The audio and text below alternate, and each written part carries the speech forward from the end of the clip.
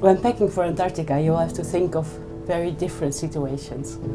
Standing out on deck in rain, wind, snow, but also hiking up a mountain where you get warm and sweaty. Most important is a good base layer. Wool works perfect, doesn't get cold when it gets a bit wet. Maybe a thick sweater. Make sure you always dress in layers so that you can add or remove according to the activity.